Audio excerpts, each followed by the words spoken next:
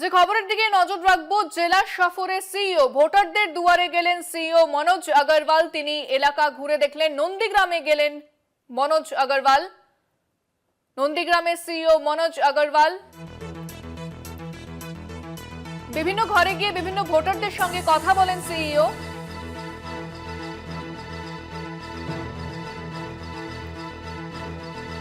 সুষ্ঠু এবং অবাধ নির্বাচনের পক্ষে ভোটারদের বার্তা দেন। জেলা সফরে সিইও নন্দীগ্রামে গেলেন তিনি। এলাকা পরিদর্শনের পর কি বলেছেন সিইও মনোজ কুমার আগরওয়াল, শোনাবো আপনাদের।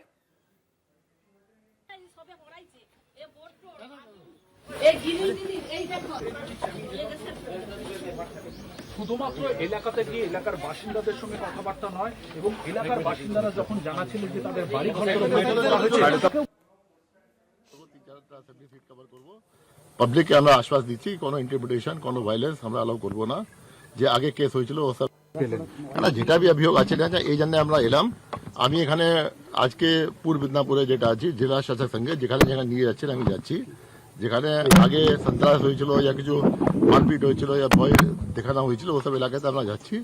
3-4টা ব্লক কভার করবো, 3-4টা অ্যাসেম্বলি সিট কভার করবো। পাবলিককে আমরা আশ্বাস দিচ্ছি, কোনো ইন্টারপ্রিটেশন, কোনো ভায়োলেন্স আমরা অ্যালাউ করবো না। যে আগে কেস হয়েছিল ও সব অ্যাকশন হবে। অ্যান্ড যেটা আছে এখানে রেসপন্সিবিলিটি ওসি রেসপন্সিবিলিটি আছে, দেখা যান না কি কোনো সন্ত্রাস হবে না, কিছু হবে না। এখানে যথেষ্ট ফোর্স আছে, আর যদি মপ আপ করতে হবে আমরা করবো। কিন্তু আমাদের free fair peaceful interpretation free threat free election আমরা করাবোই। এখানে এসডিও চিন্তা ভাবনা করবেন, ডিএম চিন্তা ভাবনা করবেন।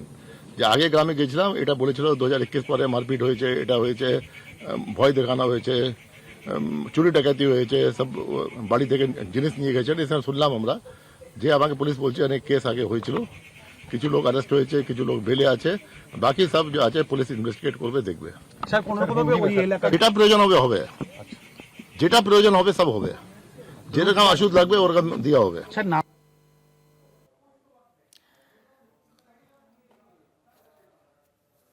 নন্দীগ্রামে সিইও মনোজ কুমার আগরওয়াল তিনি ঘুরে দেখলেন, এলাকা পরিদর্শন করলেন, বিভিন্ন এলাকার স্থানীয়দের সঙ্গে কথা বললেন।